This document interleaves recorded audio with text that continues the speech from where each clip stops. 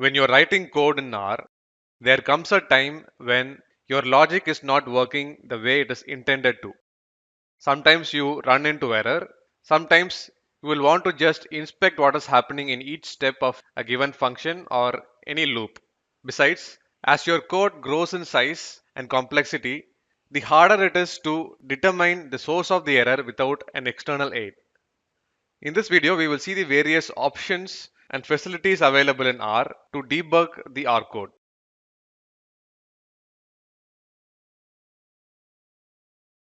Let's see some examples of how to debug R code. Here, I have defined two functions. One is hypotenuse, and there is another function, largest hypotenuse, that uses the hypotenuse function internally. In this function, in this line, it is using it. Now, let's pretend that the developer has not seen this particular hypotenuse function. It is hidden somewhere else. Now, if I'm going to call the largest hypotenuse function, I'm going to call it on a numeric vector, which is the first argument, and second argument I'm going to pass alphabets. This is not the right way to implement or call largest hypotenuse. So on doing this, it is going to raise an error. First is this, second is this. On running largest hypotenuse, it is throwing an error because I am explicitly creating this error. But let's pretend that I don't know the source of this error and I want to debug what is the source. To find out the source, now that I have hit on an error, I want to know what is causing this error. To know that, you can use the traceback function. Traceback, what it gives is it just gives the order in which these functions got executed just before facing that particular error. You need to call traceback right after you are encountering this error. Now, so this is the sequence. I just called largest underscore hypotenuse first. This in turn has called the hypotenuse function, and that is where the error has happened. This much information we know just by calling traceback. Now, I want to debug this particular function step by step. So hypotenuse is where the error happened, that I know now.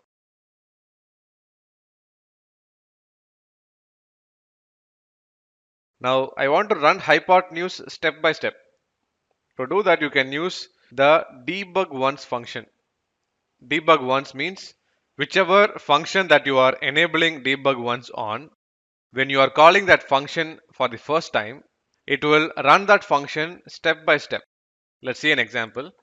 I'm going to apply debug once on largest underscore hypotenuse. On running largest hypotenuse, it goes into a debugging mode. This is called a debugging mode. Now your cursor, your console suddenly turns into this sort of a mode where you see browse on your console. Now you can execute the function step by step. When you hit enter, it runs this particular function line by line. Enter again. Now it has stepped into this particular for statement. The next function or the next line it is going to run is this one. That is what it is displaying over here.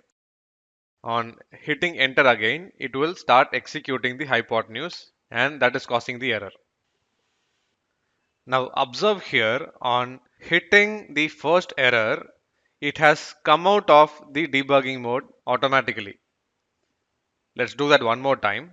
Calling debug once, largest hypotenuse, it has gone into the debug mode. On hitting enter, so right now it is showing which line it is going to run. On hitting enter, it goes to the next line. On hitting enter again, now you can actually inspect what the values are at the time of running that particular line. Now I can know what the value of I is over here. Check out what are all the variables available from within this function. So I have first, second, and I. These are the only three variables because we are in this particular function's environment. On hitting enter again, the next line runs, which was the hypotenuse function, and there it is encountering the error. Now also remember, this function is called debug once. So now if I call largest hypotenuse function again, it won't go into debugging mode automatically. It is giving the error directly. Now if you want to be in the debug mode continually, instead of using debug once function, use debug function on that particular largest underscore hypotenuse function. Now if we call largest hypotenuse, it goes into debug mode. Call it one more time, it still goes into debug mode. And if you want to stop going into debugging mode when you're calling this function, you need to do undebug. Now it won't go into debug mode. If you don't want to debug largest hypotenuse, but rather debug whenever the hypotenuse function runs, that is this particular function runs, then you can do debug once on hypotenuse function instead.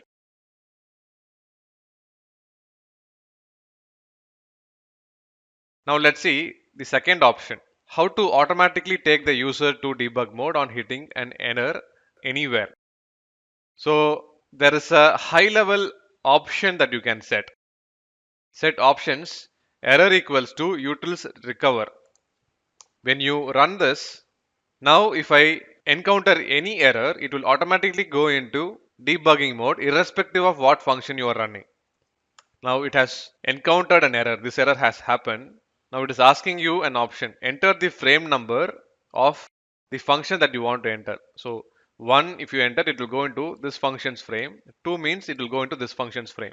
The reason being, on encountering this error, it has already run these two functions before encountering that particular error. So it is giving the user an option to enter a particular frame. I'm going to enter 1. From here, you will be able to see the various variables available over there. So I equals to 1. First and second, you know. Let me stop this. Now if I hit largest hypotenuse again and go into frame 2 instead, which is hypotenuse function. Now it is in this location. Only side 1 and side 2 are available. So side 1 is this, 2 is this. On running this further, it is again run into the second iteration of the for loop and called that particular function again. It is again asking you which function's frame to enter. I'm going to enter 1 this time. It goes on and on. So I'm going to stop here, come out. Now if you want to turn off this behavior, now since I have set it at a high level, whenever an error happens, it is going to ask me for this option. So I need to explicitly turn this off. Set error equals to null. And then if you run largest hypotenuse again, it won't go into the debugging mode. Now that's pretty powerful, but also quite annoying because it is going to go into that mode whenever it is hitting an error.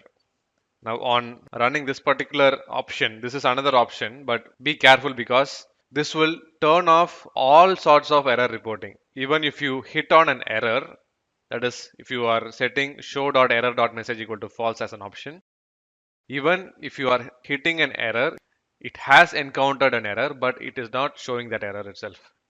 So it is quite dangerous because errors will go unnoticed. So I'm going to turn this back to true.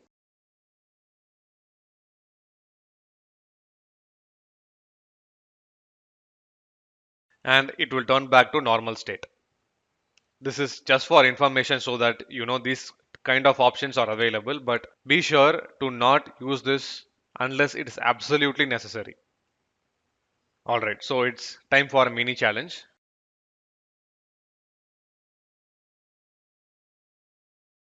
The challenge for you is write this function out in your R console. You can use this URL to go here and fetch this code and paste it in your R console.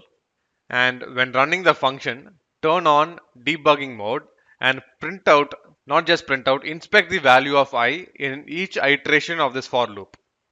This is a very useful exercise. Be sure to complete it in your R console. I will see you in the next one.